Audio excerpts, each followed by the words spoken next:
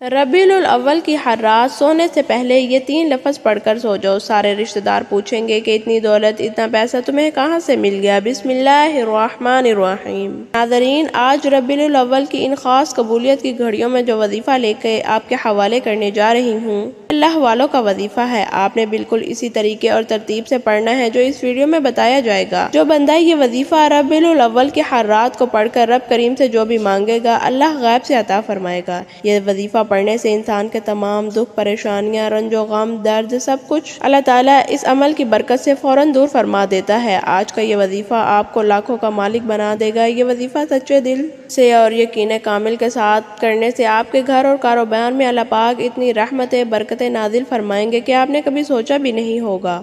آپ اپنی کسی بھی مشکل کے لیے، کسی بھی حاجت کے لیے، کسی بھی پریشانی کے لیے ربیع الاول کی ہر رات کو اللہ کے یہ 3 نام پڑھ کر سو جائیں، پھر صبح اٹھ کر دیکھیں گے تو انشاءاللہ آپ کی زندگی بدل جائے گی۔ آپ کی زندگی میں کوئی ایسی مشکل یا حاجت ہو جس نے آپ کی راتوں کی نیند کو خراب کر دیا ہے، دنیا کا سب سے آسان اور طاقتور وظیفہ آپ نے پڑھنا ہے، پھر انشاءاللہ اللہ پاک کے فضل و کرم سے معجزے اپنی آنکھوں سے دیکھو گے۔ مال و دولت پر حاصل کرنے کے حوالے سے اس پوری کائنات کا یہ سب سے آسان طریقہ اور چھوٹا سا وظیفہ ہے جو میں آپ کو بتانے جا رہی ہوں۔ یہ چھوٹا سا عمل ہے، یہ ایسا معجزاتی اور کراماتی وظیفہ ہے کہ ایک مرتبہ سچے دل سے کرنے والے پر پیسہ اور دولت عاشق اور مہربان ہو جاتی ہے۔ وہ لوگ جنہوں نے دولت کے حصول کی خاطر ہر جگہ در در کی ٹھوکریں کھائی ہیں لیکن پھر بھی دولت نہ ملی، بدلے میں بہت ذلت اور رسوائی برداشت کرنی پڑی اور حاصل کچھ بھی نہ ہوا، جو کہتے ہیں ہم محنت تو بہت کرتے ہیں لیکن کوئی صلہ نہیں ملتا، تو میرے بہن بھائی صرف اللہ پاک کی عبادت کریں، اسی سے مانگیں۔ لیکن اللہ پاک سے مانگنے کے کچھ طریقے ہیں، کچھ اصول و ضوابط ہوتے ہیں۔ اگر آپ صحیح طریقے سے دعا مانگیں گے تو آپ کی دعا لازمی قبول ہوگی، ورنہ دعا آسمان اور زمین کے درمیان لٹکی رہتی ہے۔ حضرت عمر بن خطاب رضی اللہ تعالی عنہ فرماتے ہیں کہ دعا اس وقت تک آسمان اور زمین کے درمیان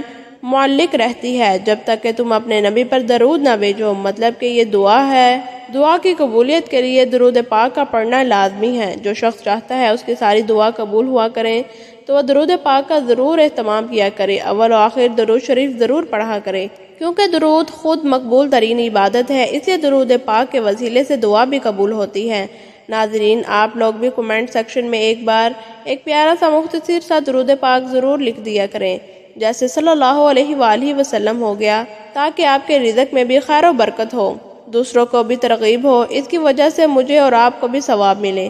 حضرت شیخ ابو سلیمان رحمۃ اللہ علیہ فرماتے ہیں کہ جب تم اللہ کے سامنے اپنی کسی حاجت کی تکمیل کے لیے آرزو کرو تو ابتدا اللہ پاک کی حمد و ثنا کے بعد رسول اکرم صلی اللہ علیہ وآلہ وسلم پر درود و سلام بھیجنے سے کرو۔ اس کے بعد جو تم چاہتے ہو اس کے لیے دعا مانگو اور دعا کا درود پاک پر ختم کرو، کیونکہ اللہ تعالیٰ اپنے فضل و کرم سے درود کو قبول فرماتا ہے، اس سے رزق بڑھاتا ہے۔ حضرت علی مرتضیٰ رضی اللہ تعالی عنہ سے مروی ہے، دعا اللہ تعالیٰ سے حجاب میں ہے، جب تک محمد صلی اللہ علیہ وآلہ وسلم اور ان کے اہل بیت پر درود نہ بھیجا جائے۔ ناظرین، آج یہ وظیفہ بتائے گئے طریقے اور مطابق پڑھ کر دعا مانگنی ہے۔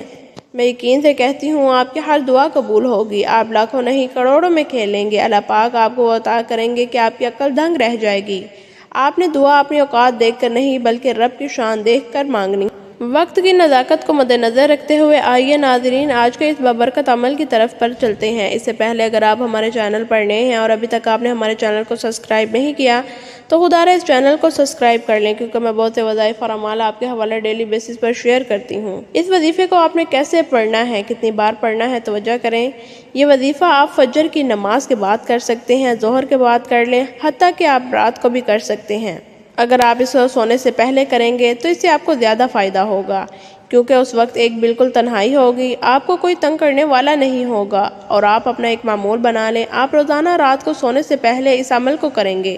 آپ نے وقت تبدیل نہیں کرنا، مثلا رات کو سوتے وقت آپ یہ عمل کر لیں، آپ اسی وقت اس عمل کو اگلی رات بھی دہرائیں گے، یعنی کہ تقریباً آپ اسے ہر روز کرنے کا اپنا معمول بنا لیں۔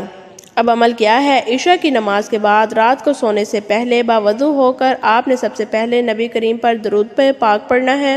آپ درود پاک چھوٹا سا بھی پڑھ لیں، آپ صلی اللہ علیہ وآلہ وسلم صلی اللہ علیہ نبی الامی یا آپ نماز والا درود ابراہیمی بھی پڑھ سکتے ہیں۔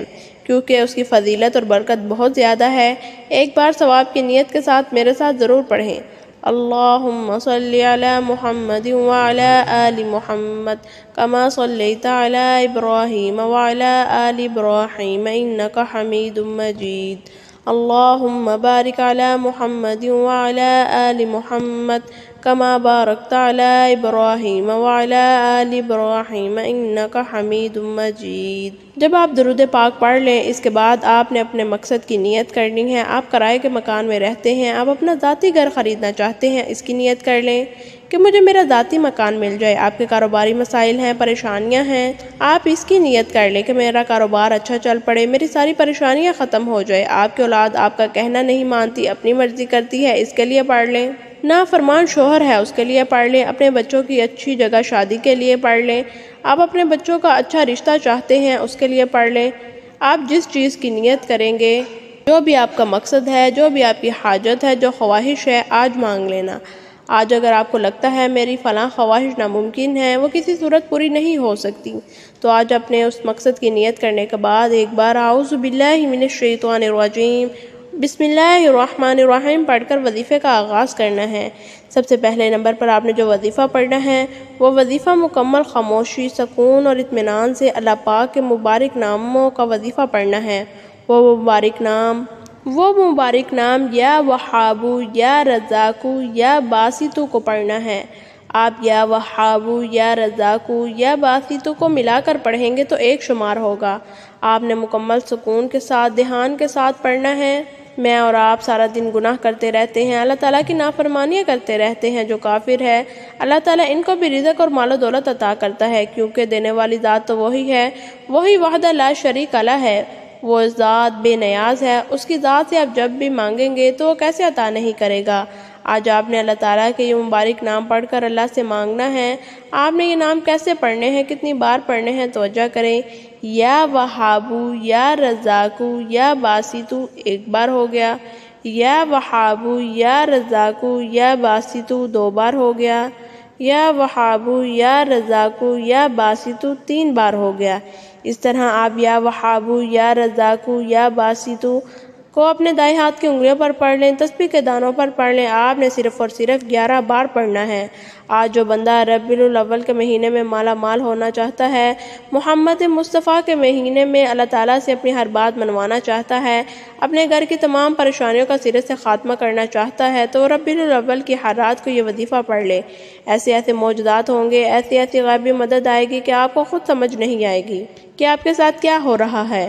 جب آپ یا وہابو، یا رزاقو، یا باسطو کو 11 بار پڑھ لیں، اس کے بعد دوسرے نمبر پر آپ نے کون سا وظیفہ پڑھنا ہے؟ دوسرے نمبر پر آپ نے قرآن پاک کی سب سے پہلی سورہ فاتحہ پڑھنی ہے۔ یہ سورہ دولہ کے حوالے سے بہت خاص ہے۔ اگر دیکھا جائے تو آج ہر بندہ پریشانی میں مبتلا ہے، کوئی رزق کی وجہ سے پریشان ہے، کوئی بیٹیاں جوان ہو رہی ہیں، اپنی بچیوں کے نصیب کے لیے ڈر رہا ہے، رشتے نہیں آ رہے۔ آپ کا جو بھی مقصد ہے، جو حاجت ہے، اپنے رب کی بارگاہ میں ایک بار یہ وظیفہ پڑھ کر دیکھو، رو کر دیکھو، اللہ تعالیٰ ضرور عطا فرمائیں گے۔ وہ رب تو دینے پر قادر ہے، وہ رب ہمیشہ دینے کو تیار ہے۔ ہم لوگ ہی ہیں جو غلطیاں کر جاتے ہیں۔ آج کا یہ عمل، آج کا یہ وظیفہ اتنا خاص ہے، جو شخص بھی اس عمل کو، اس وظیفے کو ایک بار پڑھے گا، اللہ پاک اس کے نصیب کے تمام دروازوں کو کھول دے گا۔ آپ نے دوسرے نمبر پر سورہ فاتحہ کو صرف اور صرف 11 بار پڑھنا ہے۔ جب آپ سورہ فاتحہ کو پڑھ رہے ہوں، آپ نے تصور میں یہ سوچنا ہے کہ اللہ پاک کی ذات 7 زمینوں اور 7 آسمانوں کا، اور اپنے مقصد کو ذہن میں رکھتے ہوئے آپ نے یہ وظیفہ پڑھنا ہے۔ سورہ فاتحہ آج کل کسے نہیں آتی؟ سورہ فاتحہ بچے کو آتی ہے، یہ نماز میں پڑھے جانے والی سورت ہے۔ سورہ فاتحہ کو آپ نے 11 بار پڑھنا ہے۔ جو شخص چاہتا ہے مجھے اللہ سے مانگنا نہیں آتا، مجھے اللہ کو راضی کرنا نہیں آتا، مجھے اللہ سے اپنی بات منوانی نہیں آتی، تو آج کا طریقہ میں آپ کو بتاؤں گی کہ آپ نے رب سے کیسے مانگنا ہے۔ آج آپ کو وظیفہ بتا رہی ہوں جسے پڑھنے سے اللہ اور اللہ کا حبیب راضی ہو جاتا ہے، جسے پڑھتے ہی عرش الہی کے فرشتے رزق لے کر زمین پر آ جاتے ہیں، آپ کے راستے سے ہر رکاوٹ، ہر پریشانی دور ہو جاتی ہے۔ سورہ فاتحہ کو 11 بار پڑھنے کے بعد آپ نے تیسرے اور آخری نمبر پر ایک قرآن سورت پڑھنی ہے۔ یہ قرآن سورت قرآن پاک کی سب سے چھوٹی سورت ہے۔ اس سورت کو دولت والی سورت بھی کہا جاتا ہے۔ آپ تیسرے نمبر پر سورہ کوثر پڑھیں گے۔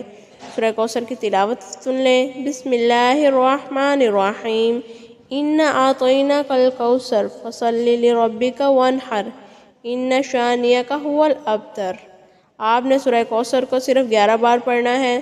सूरह कौसर ऐसी सूरत है जिसे पढ़ते ही तकदीर बदल जाती है, जिसे पढ़ते ही रिज़्क़ की तंगी दूर हो जाती है। ये सूरत रिज़्क़ के हवाले से, दौलत के हवाले से बहुत ही ताकतवर सूरत है। ये ख़ास तौर पर हमारे प्यारे नबी हज़रत मोहम्मद सल्लल्लाहु अलैहि वसल्लम की शान में अल्लाह पाक ने अता फरमाई। सूरह कौसर 11 बार पढ़ने के बाद आपने चौथे और आखिरी नंबर पर सूरह इखलास पढ़नी है। सूरह इखलास भी आजकल हर बच्चा जानता है, लेकिन आप फिर भी इसकी तिलावत सुन लें।